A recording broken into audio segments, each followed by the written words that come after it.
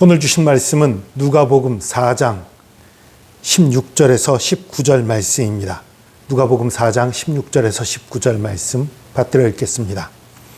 예수께서 그 자라나신 곳 나사렛에 이르사 안식일에 늘 하시던 대로 회당에 들어가사 성경을 읽으려고 서심해 선지자 이사야의 글을 들이거늘 책을 펴서 이렇게 기록된 데를 찾으시니 곧 주의 성령이 내게 임하셨으니 이는 가난한 자에게 복음을 전하게 하시려고 내게 기름을 부으시고 나를 보내사 포로된 자에게 자유를, 눈먼 자에게 다시 보게 함을 전파하며 눌린 자를 자유롭게 하고 주의 은혜의 해를 전파하게 하려 하심이라 하였더라.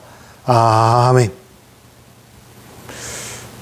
예수님이 이제 갈릴리 각 지역에서 말씀을 전하고 하나님의 사랑과 은혜를 전하고 병도 고치고 능력을 행하시고 다니다가 드디어 자신의 자란 나사렛에 이르셨어요. 이 나사렛에 이르셔서도 늘 하시던 대로 안식일에 회당에 들어가셔서 말씀을 전하게 됐습니다.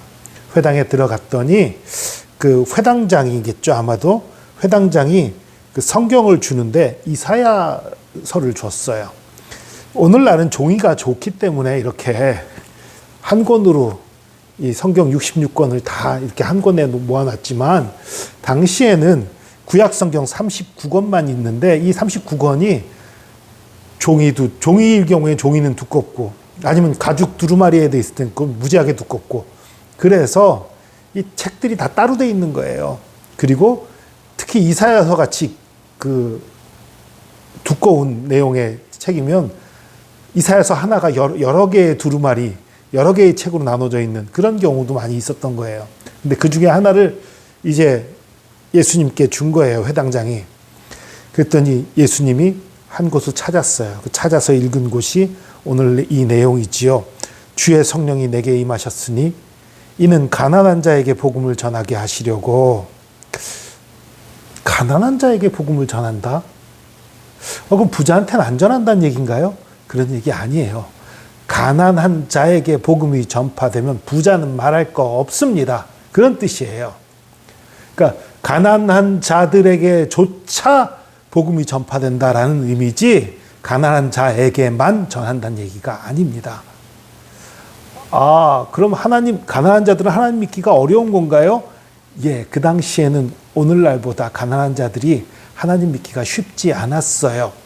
왜냐하면요, 하나님 옆에 나가는 게 다 어떤 거예요? 예루살렘 가서 예배 드려야 돼요. 재물을 가지고 가야 돼요. 이게 가난한 자들에겐 쉽지 않은 일이에요. 물론 하나님이 그 재물에 대해서도 보통 어린 양으로 제사하는 것을 가난한 자들에겐 비둘기 새끼로 제사할 수 있게까지 그렇게 배려를 해줬지만 그게 문제가 아니에요. 예루살렘 가는 것 자체가 예루살렘에 가는 그동안은 일을 못 하잖아요. 그거 자체가 가난한 사람들에게 상당히 어려운 거예요. 그러니까 가난한 자들이 하나님 말씀을 듣고 배우고 예배하기가 정말 힘든 시대였단 말이에요. 그런데 가난한 자에게도 복음을 전하겠다는 거예요. 그리고 가난한 자에게 진짜 복음이 어떤 거예요? 여러분, 가난한 자에게 복음이라는 건 가난에서 해방되는 거예요. 풍족하게 되는 게 복음이에요, 그들에겐. 물론 너희들 풍족해질 거다 이제 그것만 전했다는 건 아니지요. 하나님의 사랑과 은혜를 전하면서 그중에 또 풍족하게 될 것에 대한 선언까지도 그런 물질적인 치유까지도 있었을 겁니다. 어쨌든 가난한 자에게 복음을 전하게 하시고 기름을 부으시고 나를 보내서 포로된 자에게 자유를, 포로로 잡혀서 자유가 없는 자들을 자유롭게 하는, 그리고 눈먼 자에게 다시 보게 함을, 눌린 자를 자유롭게 한다. 그리고 주의 은혜의 해, 주의 은혜의 해라는 건 뭐냐면 희년이란 얘기예요. 희년을 선포하려 함이라. 희년이 무엇입니까? 이스라엘이 50년마다 한 번씩 오는 그 해예요. 이 희년에는요, 노예가 풀려나는 해예요. 이스라엘 사람들이 너무너무 가난하고 너무너무 어려워지면 자신을 노예로 파는 경우도 있었어요. 자신을 종으로 팔아요. 그러면 이 다른 나라들에서는 한 번 종이 되면 영원히 종이지요. 근데 이스라엘은 그게 아니에요. 희년까지만이에요. 희년이 되면 자유를 얻어요. 땅도 그래요. 하나님께서 이 각 지파별로 각 가문별로, 가정별로 땅을 분배해 주셨어요. 그 분배된 땅은 영원히 그 가문의 소유예요. 근데 너무너무 어려우면 땅을 팔 수도 있어요. 그러나 그것도 희년까지만이에요. 희년이 될 때까지만 팔 수 있는 거고, 팔았던 땅이 희년이 되면 원래 주인에게 돌아와요. 이건 하나님을 통한 구원과 회복을 상징하는 거예요. 주님의 은혜의 해를 선포한다. 우리에게 하나님 안에서 완전한 회복, 완전한 자유를 선언하신다. 그런 의미인 거지요. 이게 바로 복음의 핵심입니다. 오늘 이 부분은요, 누가복음에 나타난 예수 그리스도 메시지의 핵심입니다. 서론격인 거예요. 마태복음이나 요한복음도 앞부분에 그 예수 그리스도께서 전한 메시지에 서론을 집어넣어 놨어요. 요한복음은 태초에 말씀이 계시니라 하면서 쭉 그 복음에 대한 걸 요약해 놓고 시작을 하지요. 마태복음은 앞부분엔 탄생에 대한 얘기 나오다 사역 시작하고 나서 바로 이어지는 게 뭐예요? 산상수훈. 산상수훈, 그것이 예수 그리스도께서 가르친 메시지의 핵심이다라고 얘기를 하는 거예요. 이 누가복음에서도 또 서론격으로 얘기를 하는 것이 바로 이거예요.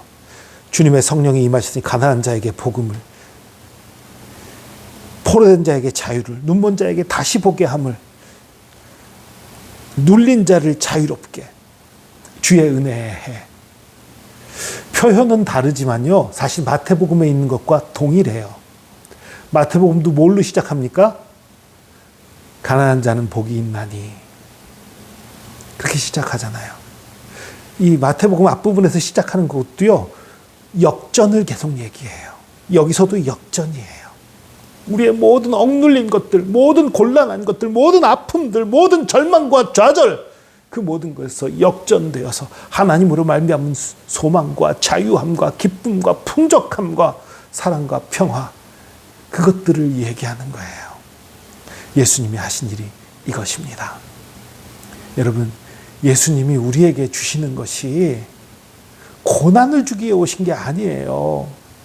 자꾸 예수님 믿는다는 건 십자가를 지는 삶을 살아야 된다. 예수님 믿는 사람들은 십자가 지는 삶을 살아야 된다는 것 때문에 오해해요. 자꾸 예수 믿는 건 고난이라고 오해를 하는데 아닙니다. 예수 믿는 것은 해방이에요. 자유예요. 회복이에요. 풍성함입니다. 다만 하나님께서 우리에게 맡기신 사명을 감당하다 보면 그 사명을 위해서 우리가 고난을 무릅써야 할 때가 있는 거지요. 우리 사명을 위해서는 어떤 고난과 어떤 어려움도 이겨나가야 된다라는 그런 메시지인 거지, 너 예수 믿었으니까 앞으로 힘들게 살아, 그런 게 절대 아니에요. 예수님은 우리에게 복 주시기 위해 오셨습니다. 자유를 주기 위해 오셨습니다. 능력을 주고 소망을 주기 위해 오셨습니다. 우리를 건강케 하기 위해 오셨습니다. 우리에게 평강을 주십니다. 풍성함을 주십니다. 이것을 믿고 오늘 말씀 가운데에서 앞으로 계속 누가복음을 보면서 예수님이 우리에게 베푸신 사랑이 어떤 것인지, 예수 그리스도의 능력이 어떤 것인지 깨달아가면서 그것을 머리로만 하는 것이 아니라 우리 삶 속에 적용하고 그것을 믿음으로 말미암아 저와 여러분 가운데 예수 그리스도의 풍성함이, 예수 그리스도의 자유케 하심이, 예수 그리스도의 평강이 가득 넘치기를 축복합니다. 기도하겠습니다. 주님, 예수 그리스도의 사랑과 은혜, 예수 안에 있는 그 참 평안, 그 위로하심, 그 회복시키심, 그 역전하심, 그 모든 것들이 우리 가운데에 제대로 나타나기를 원합니다. 주님께서 이미 주셨는데 우리가 믿지 못해서 받아들이지 못하고 있는 것들이 많은 것을 고백합니다. 이제 우리가 믿게 하여 주시고, 이제 믿음으로 받아들이게 하여 주시고, 주님 안에 있는 참 자유를, 참 행복을 누리게 하여 주시옵소서. 함께 하심 감사드립니다. 감사드리며 예수 그리스도의 이름으로 기도합니다. 아멘.